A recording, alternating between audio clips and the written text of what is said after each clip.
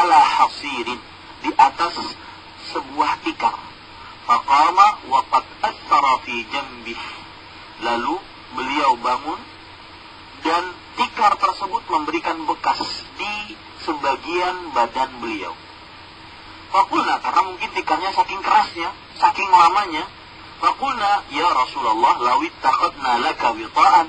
Wahai Rasulullah, bagaimana kalau seandainya kita ambilkan kasur untukmu agar bisa tidur di atasnya?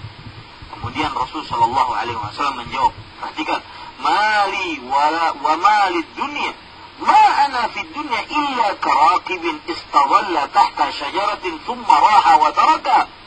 Ada apa aku dengan kehidupan dunia? Aku hanya di dunia ini seperti seorang yang pengembara yang berhenti sejenak, bernaung sebentar di bawah sebuah pohon, kemudian dia lanjutkan dan meninggalkan pohon tersebut. Itulah dunia. Itulah contoh dari Rasulullah SAW. Nah, pertanyaannya, dan ini poin yang kedua, kenapa Nabi dan para sahabatnya sangat menginginkan masuk dalam surga? Dan saya yakin juga pertanyaan ini, kalau saya tunjukkan kepada bapak-bapak sekalian, kira-kira bapak-bapak insya Allah jawabannya sama dengan Rasul Sallallahu Alaihi Wasallam. Karena di dalam surga terdapat kenikmatan yang sangat luar biasa, yang tidak ada apa-apanya dengan kenikmatan yang ada di dunia, dan tidak bisa dibandingkan, bahkan tidak boleh dibandingkan. Kenapa? Karena kalau seandainya pedang yang sangat tajam dibandingkan dengan kayu, maka itu akan menghina pedang. Saking luar biasanya nikmat-nikmat yang ada di dalam surga yang akan saya sebutkan insyaallah ta'ala. Bagaimana luar biasanya surga Allah subhanahu wa ta'ala. Baik itu dari ayat-ayat suci Al-Quran ataupun hadis-hadis Rasul sallallahu alaihi wasallam, dalil-dalilnya akan saya sebutkan.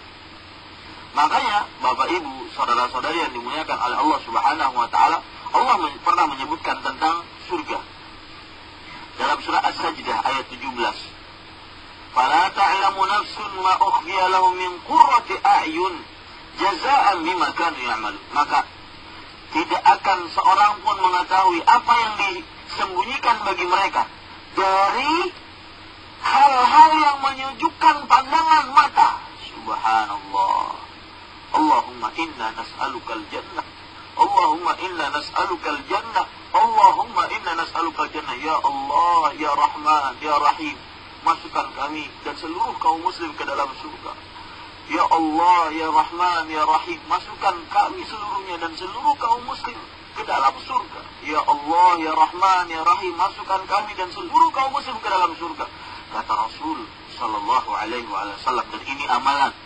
Barang siapa yang meminta kepada Allah dimasukkan ke dalam surga 3 kali, maka surga akan berdoa, berkata kepada Allah subhanahu wa ta'ala, berdoa kepada Allah subhanahu wa ta'ala, ya Allah, masukkan dia ke dalam. Subhanallah. Ya, masukkan dia ke dalamku.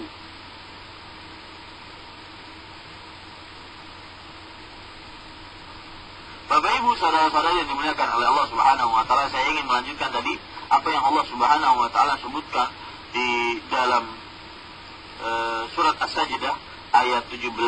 Fala ta'lamu nafsun ma ukhfiya lahum min qurrati a'yun jazaa'an bima kanu ya'malun.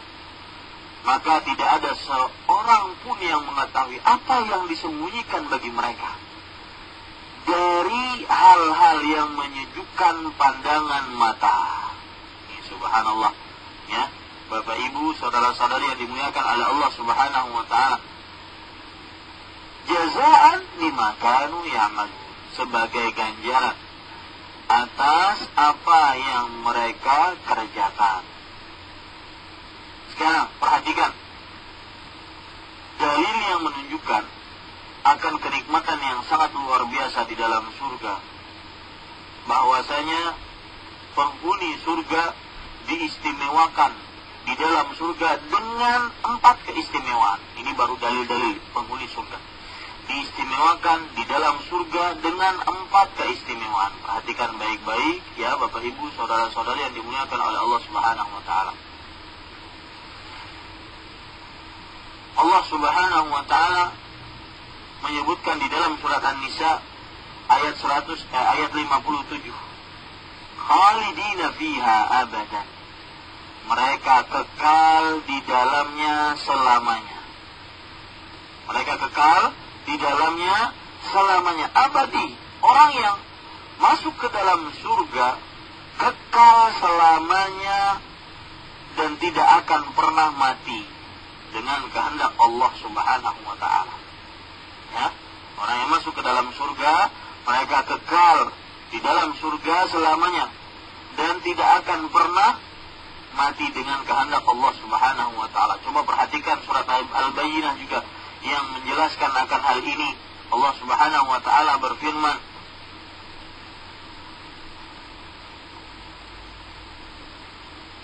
Innal ladzina amanu wa 'amilus shalihat ulaika hum khairul bariyah. Sesungguhnya orang-orang yang beriman dan beramal saleh, mereka adalah sebaik-baik manusia. Jazaohum 'inda rabbihim jannatu 'adnin tajri min tahtiha al-anhar khalidina fiha abadan. Ganjaran mereka di sisi Allah adalah masuk ke dalam surga Aden yang mengalir di bawahnya sungai-sungai. Mereka kekal di dalamnya selamanya. Abadi. Radhiyallahu anhu. Allah meridhai atas mereka. Wa radu an. Dzalika liman khasyiya rabbah. Dan mereka ridha atas Allah. Yang demikian itu bagi siapa yang takut kepada Rabbnya. Kalau kita lihat hadis Rasulullah sallallahu alaihi wasallam dalam riwayat Bukhari dan Muslim, Rasulullah sallallahu alaihi wasallam bersabda, "Idza sara ahlul jannati ilal jannah wa ahlun nari ilal nar." Jika penghuni surga masuk ke dalam surga, seluruh penghuni neraka masuk ke dalam neraka, ji'a bil maut yuj'alu bainal jannati wan nar, maka didatangkan kematian, diletakkan di antara surga dan neraka. Tsumma yuzbah, lalu kematian disembelih, mati, kematian mati. Tsumma yunadi munadin, lalu ada suara yang menyeru, ya ahlal jannah bila maut, wahai penghuni surga, masuklah ke dalam surga, hidup dalam surga tanpa ada kematian.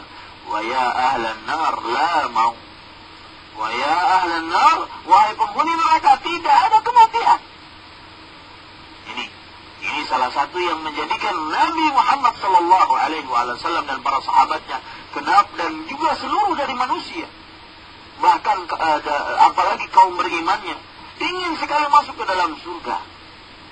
Karena salah satu sifat yang sangat luar biasa dari penghuni surga adalah mereka kekal di dalamnya, tidak akan pernah mati dengan kehendak Allah Subhanahu wa taala, dengan kenikmatan-kenikmatan yang begitu luar biasa. Subhanallah.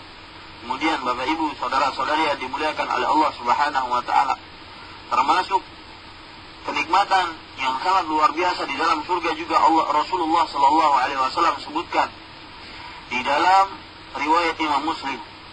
Ini perhatikan, yang senantiasa pikirannya hanya dunia, bahkan ada orang yang kita perhatikan dia tidak bisa dihubungi, tidak bisa kita berinteraksi dengan dia kecuali kalau seandainya dia mendapatkan keuntungan dari interaksi dia dengan kita. Interaksi dia dengan kita. Jadi dia tidak bisa dihubungi kecuali kalau seandainya menguntungkan dari sisi dunia. Atau orang-orang semisal dengan itu.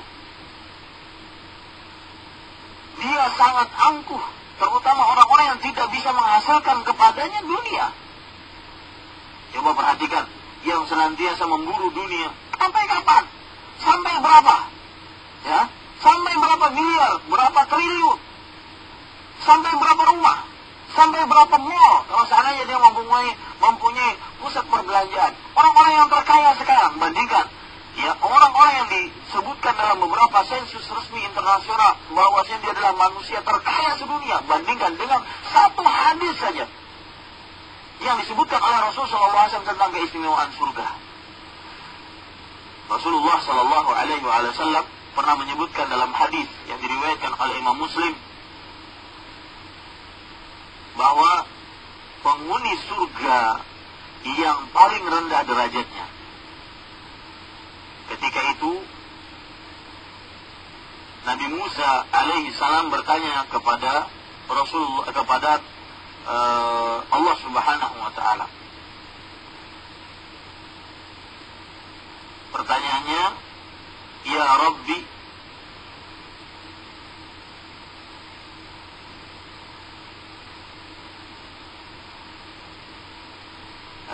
saya bacakan hadisnya. Sa'ala Musa Rabbah. Nabi Musa alaihissalam bertanya kepada Rabbnya, ma adna ahlil jannati manzilatan. Apakah derajat penghuni surga yang paling rendah? Bagaimana sih nikmat penghuni surga yang paling rendah?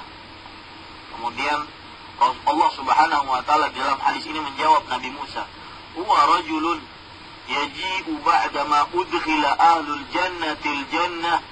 Dia adalah seseorang yang datang setelah seluruh penghuni surga masuk ke dalam surga.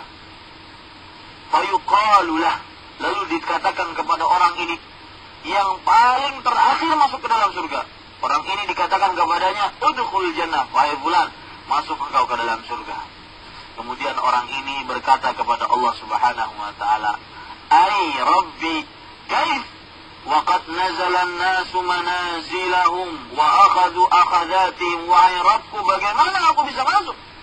Orang-orang telah mengambil tempatnya di dalam surga, mengambil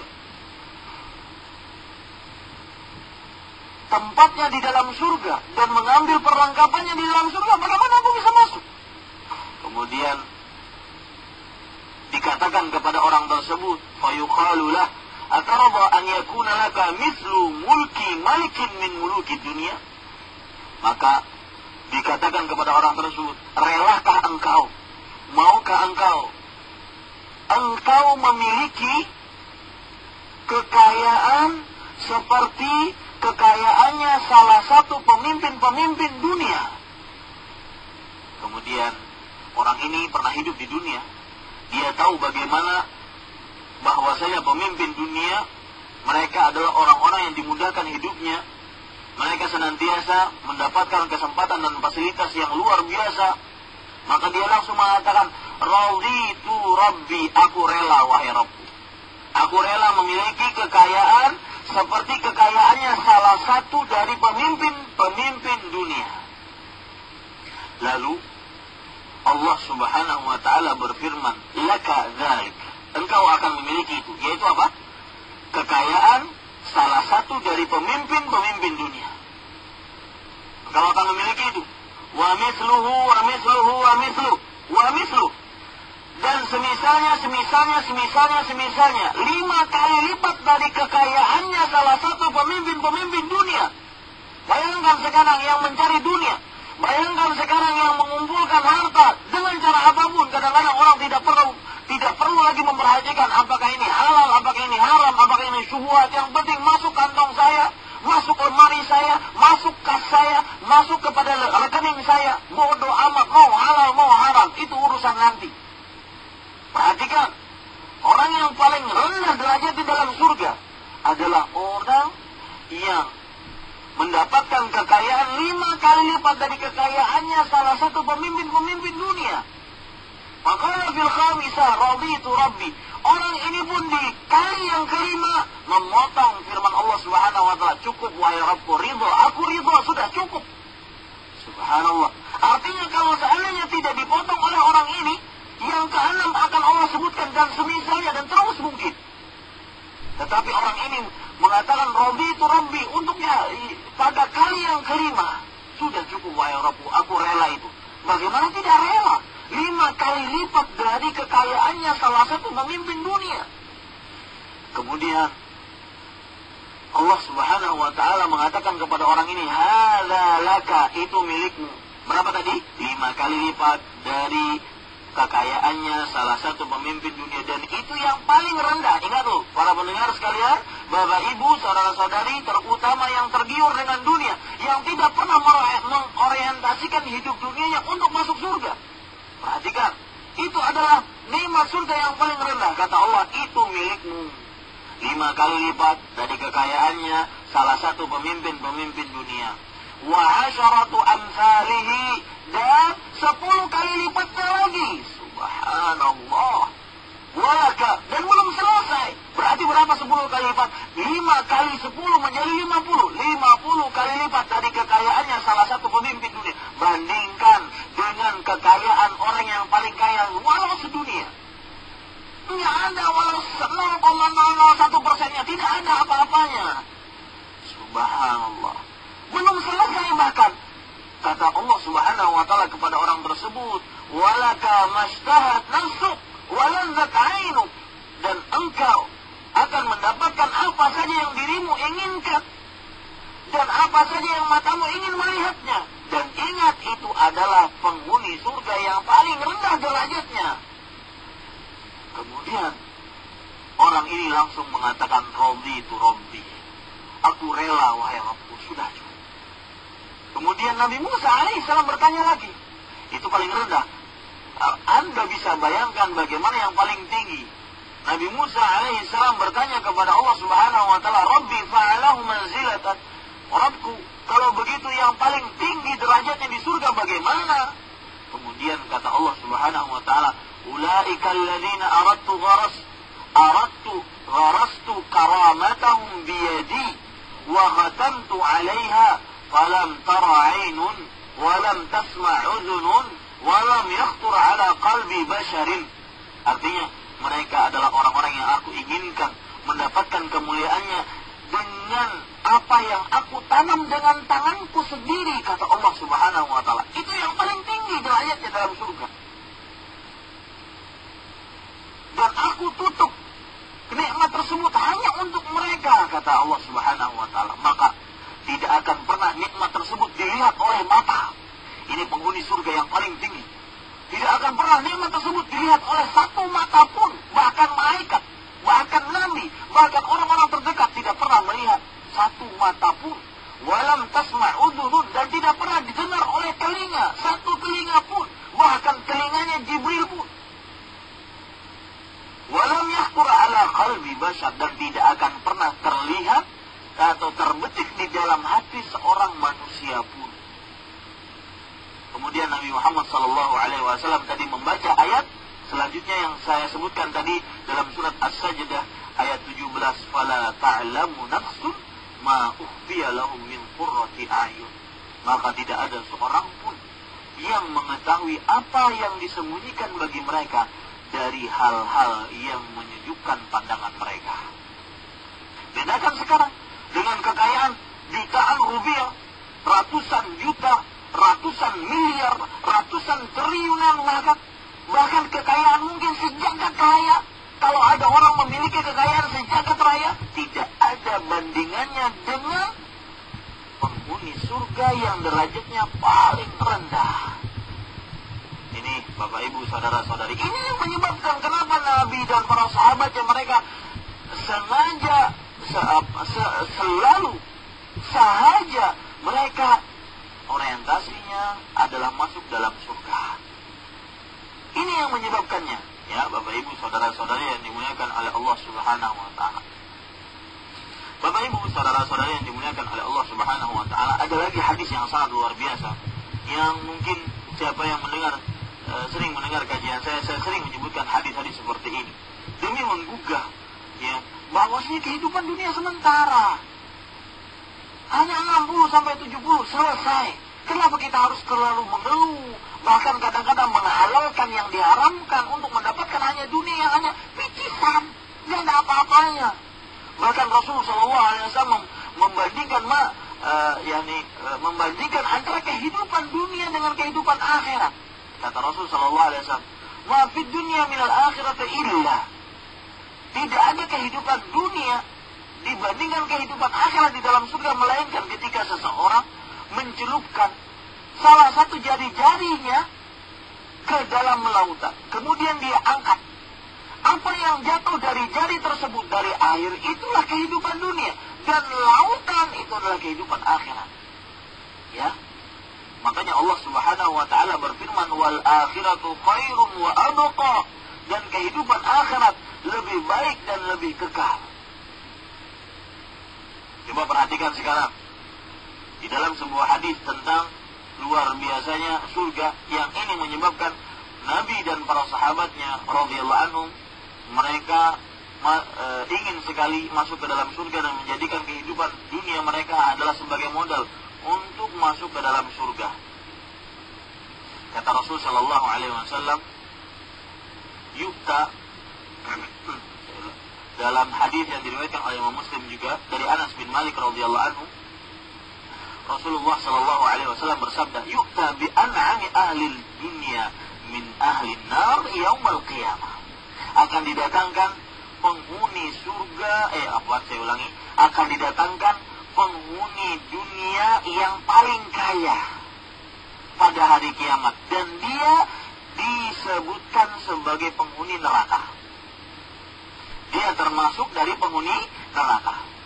Nanti di hari kiamat, orang yang paling kaya akan didatangkan di hari kiamat, dan dia termasuk penghuni neraka. Ini hadis jangan salah memahaminya, bukan berarti Islam tidak boleh Islam tidak memperbolehkan seseorang kaya, tidak. Tetapi ada orang yang nanti di hari kiamat termasuk orang yang paling kaya di dunia, tetapi dia termasuk penghuni neraka, akan didatangkan nanti pada hari kiamat. Lalu apa? Wa yusbahu fin nari sabghah. Lalu dicelupkan, diperlihatkan kepada dia ke dalam neraka walau sekilas. Dimasukkan ke dalam neraka sekilas. Siapa ini? Orang paling kaya sedunia.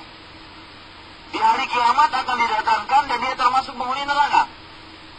Dimasukkan ke dalam neraka sekilas, atau diperlihatkan kepada dia tentang neraka sekilas. Tsumma yuqal, lalu orang ini ditanya, ya bani Adam, hal ra'aita, wahai anak manusia, orang yang paling kaya tadi, sebelum ini pernah melihat kebaikan kalau sekalipun? Hal marra bika na'imun qat, apakah engkau sebelum ini pernah merasakan kenikmatan walau satu kali pun? Maka orang ini menjawab, la, wallahi ya Rabbi, tidak, demi Allah wahai Rabb, dimasukkan ke dalam neraka walau sebentar saja. Dunia yang paling kaya, orang paling kaya sedunia, tapi gara-gara dia dimasukkan, diperlihatkan ke dalam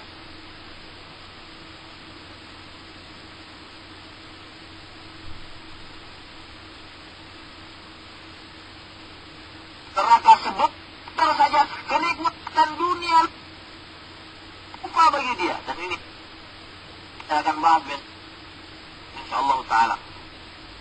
Ramadan mendidik kita untuk takut kepada nerakanya Allah subhanahu wa ta'ala. Ini tema bed. Ya.